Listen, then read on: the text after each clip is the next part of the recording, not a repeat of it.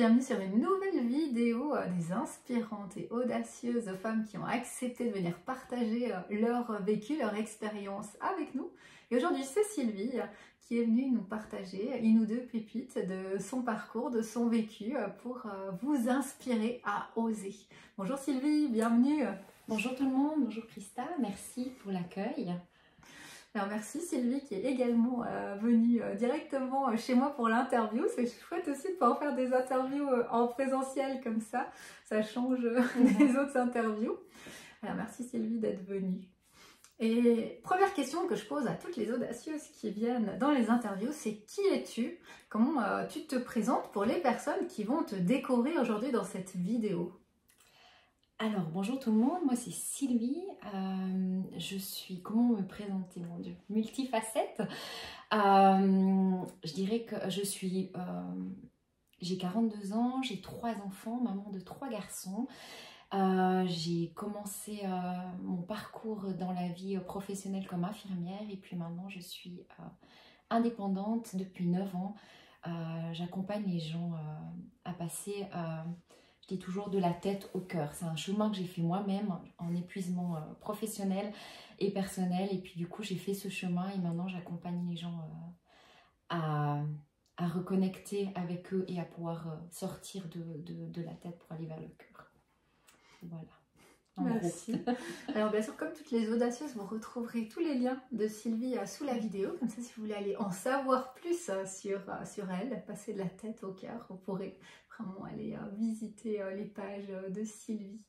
Alors qu'est-ce que toi, Sylvie, tu souhaitais partager aux femmes qui vont découvrir cette vidéo et qui aimeraient passer de la tête au cœur, qui se disent moi j'aimerais bien pouvoir amener ça dans ma vie. Quelle pépite tu as envie de partager avec nous aujourd'hui? Alors, j'ai commencé à accompagner les gens avec des techniques d'hypnose parce que j'ai moi-même découvert l'hypnose quand j'étais infirmière pour l'accouchement de mon 3e garçon. Et j'y croyais absolument pas, j'étais terre à terre, fermée à tout ça, mais je me suis dit, il faut que je trouve quelque chose pour gérer le stress et la douleur que j'avais vécu avec mon 2e. Et puis, je me suis rendu compte qu'au fait, ça m'avait apporté énormément. Et j'étais toujours dans ma tête, quelqu'un de très stressé, angoissé de la vie, je fonctionnais quasiment que là. Et puis, en découvrant l'hypnose, je me suis rendu compte qu'il y avait autre chose derrière. Et j'ai voulu comprendre. J'ai commencé à aller avec la tête. Donc, j'ai été me former pour comprendre ce qui s'était passé à cette naissance. Et puis, l'hypnose m'a... vraiment réellement reconnecter à mon corps, reconnecter à mes émotions. Je pensais que c'était ok, que je sentais mes émotions, mon corps, mais en cheminant vers ça, je me suis rendu compte que j'avais coupé vraiment depuis très longtemps. Et du coup, j'ai commencé à accompagner avec l'hypnose. Et l'hypnose, c'est vraiment des techniques, on parle de conscient et d'inconscient en hypnose, mais moi je parle plutôt de tête et de cœur justement, qui permettent de vraiment... passer de cette tête au cœur, puis aller chercher, souvent on a un cadre logique, on va chercher notre solution à notre problème dans ce cadre-là, et l'hypnose permet d'aller chercher à l'extérieur. Après, j'ai continué avec la PNL, enfin toutes sortes d'outils, et puis aussi le retour au corps. Depuis quelques années, j'avais que retour au corps.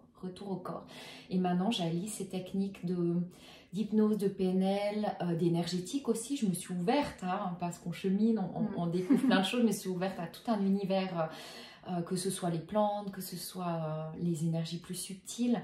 Et du coup, je me suis ouverte à tout ça et j'allie ces techniques-là avec des pratiques corporelles pour vraiment que ça descende dans les cellules. Il y a un grand maître de PNL qui disait toujours que tant que c'est pas descendu dans les cellules, c'est pas là. Et on peut sentir, il y a des choses qu'on a des concepts, on a beaucoup de choses dans la tête, on comprend, on adhère à fond, mais tant que c'est pas dans le corps, dans les cellules et qu'on ne le sent pas vraiment à l'intérieur, c'est pas intégré. Et du coup, les pratiques corporelles que je propose ces dernières années, que j'ai rajoutées à mes techniques d'hypnose et PNL, permettent d'amener encore un peu plus profondément dans le corps, prendre soin de son corps, parce qu'au fait, on a un tout. Moi, pendant longtemps, j'étais dans la tête, soit dans la tête, soit dans le corps, c'était sport à fond, ou dans la tête. Et puis, après, j'ai dû retrouver un équilibre, j'ai dû prendre soin de tout ce qui était dans mon esprit, justement, avec la méditation, l'hypnose. Et puis maintenant, j'ai ce retour au corps, et de nouveau, tout dans la vie, tout est équilibré. Et c'est ramener cet équilibre-là dans notre quotidien. Et je dis toujours, c'est passer de la tête au cœur et amener la spiritualité dans la matière. Vraiment, c'est ça, incarner, de faire descendre dans les cellules, c'est de, ok, d'avoir des concepts, c'est super, mais après de pouvoir les mettre en pratique dans notre quotidien. Et ça, c'est un chemin selon moi. C'est pas, on en parlait tout à l'heure avec Christa, une baguette magique. Alors, il y a des outils qui sont puissants, qui vont nous faire sentir des trucs, faire bouger assez en force, mais il y a quand même tout un chemin pour les intégrer dans son quotidien, dans le stress, dans les moments difficiles qu'on vit. Et puis ça, je pense que c'est un chemin d'une vie, voire de plusieurs vies si on y croit. Ouais, voilà. Donc ça, c'est vraiment essentiel, comme tu dis. Hein. Il y a des choses qu'on intègre avec nos têtes en premier, puis après de pouvoir laisser infuser, vraiment intégrer dans la matière, dans le corps, l'incarner. C'est tout un chemin, hein, vraiment de temps, d'années. J'ai même envie de dire d'une vie. Hein, honnêtement, ça, on n'a jamais fini d'intégrer. Ouais. Et qu'est-ce que toi, Sylvie, ça t'a amené dans ta vie comme changement d'avoir pu connaître cette hypnose? Qu'est-ce qui a changé dans ta vie après ça? Alors tout. J'ai été en burn-out, professionnel et familial. Il n'y avait pas des mots qui avaient été posés, mais avec le recul, maintenant je me rends compte que j'avais des troubles de la mémoire, j'avais plus envie de me lever, faire des activités. Je le faisais, il me semblait que sur le moment ça allait, mais du coup en épuisement. Et c'est ce qui m'a donné le déclic. Au fait, ça faisait déjà, j'ai travaillé 12 ans comme infirmière et ça faisait déjà 6 ou 7 ans que je tapais tous les soirs reconversion professionnelle, infirmière sur internet, que je voulais aller vendre des bougies, enfin voilà, j'ai tout cherché pour sortir de ça tellement c'était douloureux. Et puis mon naturopathe me disait cherche pas, quand ça viendra, ça viendra. Je dis ouais, c'est sympa, mais voilà. Et 7 ans après, pouf, il y a tout qui s'est aligné vraiment avec cette hypnose, enfin la naissance, l'hypnose, et tout s'est mis en place. J'ai ouvert mon cabinet, j'ai accouché en février, en novembre je me formais, en janvier j'ouvrais mon cabinet, maintenant ça fait 9 ans que j'accompagne les gens. Après, ben voilà, j'évolue, j'ai chaque fois des nouvelles pratiques, des nouvelles manières d'apporter les choses aux gens en fonction de comment j'avance. Mais ma vie a complètement changé. J'ai quitté mon boulot d'infirmière. Je m'octroie du temps pour moi. Vraiment, c'est comme si... avant, j'avais beaucoup cette croyance et cette notion que le monde nous a inculqué, je pense, la société, que il fallait travailler, que la vie c'était dur. et je culpabilisais même au début de prendre du temps pour moi. Et puis maintenant, c'est 10 kilos au-dessus, quoi. Je suis ma priorité. Si je suis pas bien, mes enfants sont pas bien. Je suis pas bien dans mes relations, dans mes amitiés. Et du coup, ça m'a permis vraiment de changer tout. Après, c'est encore, hein, il y a plein de conditionnements que petit à petit, j'essaye de lâcher en restant, je dis toujours aux gens, socialement intégrés. Pas souvent quand on est dans la spiritualité, dans ce monde-là, on a l'impression qu'on s'éloigne du monde, puis qu'on est un petit peu bizarre, mais on peut vraiment faire ça en restant intégré, et puis vraiment en ayant de plus en plus de bons moments de partage sincère et authentique avec les gens. Après, c'est clair que ça change, hein, ça change... Quand tu dis qu'est-ce qui a changé, ça change tout notre entourage. Moi, j'ai plus les mêmes amis, j'ai plus les mêmes... Enfin, tout a changé, mais ça veut pas dire que les autres, je les aime plus. Mais la manière de fonctionner est complètement différente d'avant. Ouais, et ça, il y a beaucoup de choses que tu as partagées qui sont très intéressantes. La première, déjà, que tu as partagée, c'est que ça s'est pas fait comme ça. Je claque des doigts, je veux changer de vie, et hop, ça me tombe dessus un matin. Mais c'est vraiment... Ça a été un cheminement, c'était du travail sur toi, ça a été aussi, comme tu dis, quelque chose de douloureux, de passer par de l'épuisement, par de la fatigue, par un burn-out, par en dire mais j'en peux plus, qu'est-ce que je peux faire, aller faire des recherches. Et puis finalement, que les choses, elles se sont faites, on dit toujours au bon rythme, au juste rythme. Des fois, on aimerait que ça aille vite, et on est dans une société où on peut avoir beaucoup de choses très vite. Clique sur l'ordinateur, sur le téléphone, pouf, ça arrive dans la boîte aux lettres quelques heures plus tard. Mais le travail sur soi, c'est pas quelque chose qui peut aller très vite. C'est quelque chose qui doit se faire à son rythme. Et son rythme, ça peut prendre des années des fois.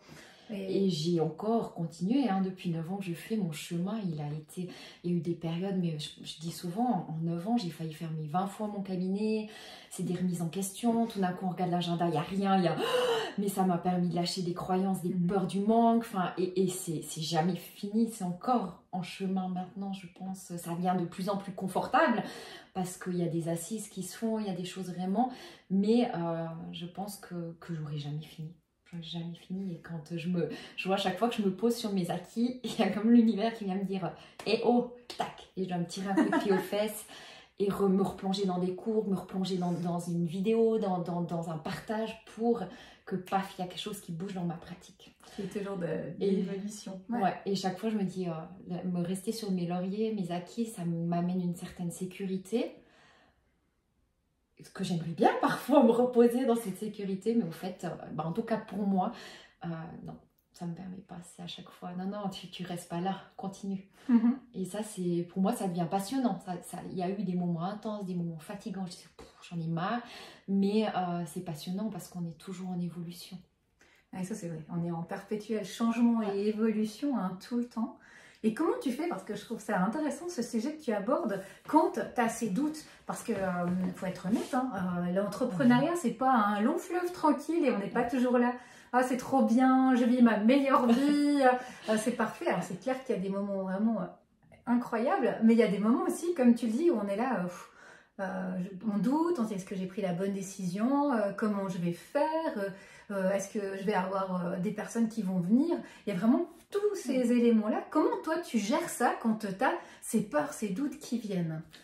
Alors ça a été un long chemin, ouais, comme j'ai dit, j'en ai moins. Parce que je pense qu'au fur et à mesure que je me suis ouverte aussi à un monde énergétique, il y a une foi en moi qui s'est renforcée, une foi en la vie et en moi qui s'est renforcée. Mais c'est vrai que au début, j'avais des crises d'angoisse. Je regardais mon agenda et la vie m'a testé dans des trucs de fou. C'était souvent l'été et chaque été, j'avais moins de rendez-vous jusqu'à regarder mon agenda et dire mais la semaine prochaine, les prochaines semaines, j'ai rien et je dois payer un loyer, j'ai des charges. Enfin, il y a quand même le côté matériel, on doit vivre. Et jusqu'à arriver comme je disais, à me remettre en question. Moi, ça a toujours été des remises en question. J'ai compris que je devais me responsabiliser pour évoluer, qu'envoyer la faute sur les autres comme ça c'était pas ça la solution. Donc je me remettais en question, je rafraîchissais mes connaissances, j'essayais de dire ok, enfin voilà, qu'est-ce que je pourrais amener, qui pourrait créer quelque chose d'important pour les gens et pour moi. Et puis suivre aussi ces élans de joie. On m'a toujours dit, toi tu dois suivre ta joie. Alors voilà, alors j'essayais, puis je voyais qu'au fait, dès que je faisais ça, j'avais plus confiance, je me sentais mieux. Et puis paf, j'ai arrivé, j'avais aucun rendez-vous. Et dès que je faisais ça, 5 rendez-vous d'un coup. Et j'ai eu un été où j'ai eu pile pour payer mon loyer et mes charges. Ni plus ni moins, au centime près. Je me suis dit, ok, enfin voilà, c'est comme si on me montrait, t'as vu, on va te donner, mais fais ce qu'il faut. Et puis jusqu'à ce que je puisse lâcher. Maintenant, ça fait 2 étés que j'ai plus besoin de travailler l'été financièrement parce que j'ai suffisamment d'abondance et de foi que ça marche. Mais je dois tout le temps me remettre en question, tout le temps me réaligner. Je fais parfois des rituels. Parfois, c'est juste redescendre dans mon cœur avec une technique toute simple de respiration. Et puis... ouais, pas rester sur mes acquis. Pour moi, c'était ça vraiment. Pas rester sur mes acquis et puis suivre ce qui me vient spontanément. Je me calme, je me pose, je respire et puis tout d'un coup, paf, il y a un truc qui me traverse. Ok, je lance ça, je vois, ça me plaît. Dès que je sens, en fait, c'est comme maintenant, j'arrive. Avant, j'arrivais pas à le percevoir. Maintenant, c'est comme si ça me faisait vibrer. Je dis, oh, mais ça va être génial pour les gens. Ça va leur apporter ça. Et là, je sens que c'est comme si ça attire, au fait. Ouais. C'est la fameuse loi de l'attraction et de la vibration que je me suis rendu compte aussi avec le chemin que je faisais déjà quand j'étais infirmière. Je disais toujours, moi j'ai la chance, j'ai toujours eu le poste que je veux, au pourcentage que je veux, tout. Puis c'était du bol au fait. Et avec le recul, je me suis dit, mais au fait, je voulais tellement, je vibrais tellement que ça venait à moi. Et c'était inconscient. Et quand on prend conscience de la force de ça, on se dit, ok, pourquoi pas avancer avec ça et le prendre avec moi et puis créer avec ça. Mais voilà, il y a tout plein de petites techniques, mais le gros, c'est vraiment la foi. La foi, je sais que si je suis sur mon chemin, ça va venir. Il faut vraiment que j'écoute. Et puis que si je me désaligne, voilà, c'est que c'est pas ça. Et puis je reviens et puis voilà. Ouais, ce que tu partages, c'est hyper important, je trouve, comme tu dis, cette loi d'attraction, de la vibration. Ouais. On attire ce que l'on vibre, clairement, on est énergie. Et puis, dans attraction et action, on passe à l'action. Et c'est exactement ce que tu partages. J'écoute ma joie, j'écoute ce qui me fait plaisir, je me réajuste, j'écoute aussi les besoins des gens pour me dire, ok, des gens que j'ai, de mes clients, de quoi ils auraient besoin. Du coup, je trouve l'idée là, ah ouais, c'est ça en fait, et j'active ça, et je l'ancre dans la matière, j'y vais... qu'est-ce que je peux proposer, un cours, un stage, une journée, et je le fais. Et je trouve que c'est vraiment ça, cette loi d'attraction. Et puis, ce que tu partages, de dire, mais qu'est-ce que je peux mettre en place au lieu de rester sur ma peur, être stressée, me dire, mais comment je peux faire? Je dis, ok, j'écoute vraiment mon cœur, j'écoute vraiment qu'est-ce qui peut vibrer pour moi, qui peut amener à vibrer les autres aussi dans cette énergie. Et là, après, j'y vais, je passe à l'action, je doute pas de moi, parce que comme tu as dit, je le sais que c'est trop génial, je le sens en moi que ça va être trop bien, je le partage aux autres, et puis ça fait ce rayonnement autour des autres. Et pour m'enlever la pression, je me disais toujours, ce que je me dis souvent, c'est je propose ça à l'univers. Moi, déjà, c'est un cadeau de me dire, j'offre ça au monde. J'ose offrir ça. Peu importe s'il y a une personne, 0 personne, 20 personnes, j'offre ça au monde. Déjà, ça m'enlève une pression de me dire, c'est cool, Sylvie, t'as vu ce que tu fais? Et puis voilà, puis après, souvent, ça vient. Et ce que tu disais aussi par rapport à l'ancrer dans la matière, ça aussi, c'est une chance que j'ai, je pense, que pendant un moment j'ai plutôt dénigré. J'avais un côté yang très très très fort qui me permettait d'être, j'ai 3 enfants, infirmière, on m'a drillé dans ma formation d'infirmière d'être organisée, rapide, 3 enfants, on n'en parle même pas. Et au fait, ce côté-là, pendant un moment, quand j'ai voulu m'ouvrir, c'était le yin, il fallait recevoir, il fallait entendre. Et le yang, j'ai dit, ah mais moi je suis trop yang. Et au fait, ce yang, il me permet tellement d'ancrer ça dans la matière. Et maintenant, je suis heureuse parce que j'ai beaucoup de gens autour de moi qui ont des idées merveilleuses, des inspirations, qui créent des trucs de fou, mais qui ont moins ou pas ce côté de mettre dans la matière. Peut-être parce qu'il y a des peurs, parce qu'il y a des croyances, je sais pas. Mais du coup, je vois, puis je trouve dommage, je trouve triste parce qu'elles ont tellement à offrir. Et moi, je me dis, en fait, ce côté yang, il est cool. Parce qu'il me permet vraiment de dire, ok, bon, il y a ça qui vient, clac, clac, clac, je sais les étapes, je fais, et puis ça se met en place. Et ça, c'est un cadeau. Ça ne me demande pas d'énergie maintenant de le mettre dans la matière. L'ancrer, ouais. Et ça, c'est important. Et là, ceux qui écoutent cette vidéo, c'est vraiment une pépite que Sylvie partage là, de dire qu'il faut, dans notre entreprise et dans nos projets, avoir ce yin et ce yang en équilibre. Il y a autant de yin, oui, laisser venir les choses, faire des pauses, être dans l'énergie, etc. Et de yang, où à un moment, il faut y aller, il faut oser passer à l'action, il faut oser cette audace. C'est les thèmes de ces vidéos et c'est vraiment ça. Et c'est en ayant cet équilibre du yin et du yang qu'on peut matérialiser les choses dans la matière, dans l'action, qu'on peut utiliser la loi de la vibration, de l'attraction et avoir des résultats également. Et ça, c'est essentiel, effectivement. Et si je peux me permettre une anecdote par rapport à ça, ça fait 2 ans que je donne des cours de yin yoga, que tu sais, et je donne 4 cours par semaine, donc je suis rentrée vraiment, j'ai pu vraiment aller explorer cette énergie yin dans mes cellules. J'adore vraiment, mais je suis arrivée en donnant depuis 2 ans 4 cours par semaine à un yin extrêmement puissant, et mon yang qui s'était comme fait la malle. Et puis je me rendais compte que dans la matière, ça suivait plus. J'arrivais, je laissais traîner ma déclaration d'impôt, ma compta, il y a plein de choses que normalement c'était clac, clac, clac. Et je me suis dit, oh là, Sylvie, il y a un problème, ça va pas ça. Et du coup, j'ai réaligné, j'ai dû vraiment prendre conscience, j'ai recommencé à courir un peu plus, parce que j'aimais beaucoup courir, refaire du yoga un peu plus dynamique, pour retrouver cette énergie, parce que voilà, c'était super d'être dans le yin, c'est toujours, mais voilà, l'équilibre est tellement important et précieux. C'est là que j'ai vraiment pu comprendre tout ça encore plus profondément, de me dire, mon Dieu, mais mon yang, il est précieux, sinon je fais rien. Je reste juste à recevoir les messages et puis rêver à tout ça et puis ça avance pas. Donc, voilà. Exact. Merci pour ce partage qui est vraiment important. Ouais. Vous pouvez vous poser la question de l'autre côté de l'écran, où vous vous situez par rapport à ce yin, à ce yang. Qu'est-ce que vous pouvez peut-être équilibrer de votre côté pour matérialiser ou à l'inverse, peut-être calmer un petit peu le yang et l'action. Merci Sylvie d'avoir pris ce temps avec nous, nous avoir partagé ces pépites, des belles pépites pour les personnes qui vont regarder cette vidéo. Belle suite dans tes projets que les gens retrouveront sous la vidéo pour aller voir un peu ce que tu proposes avec ce yin et ce yang justement. Voilà, merci beaucoup Christa, merci à vous toutes et tous de m'écouter et puis au plaisir de se rencontrer ailleurs. Au revoir, merci. Au revoir.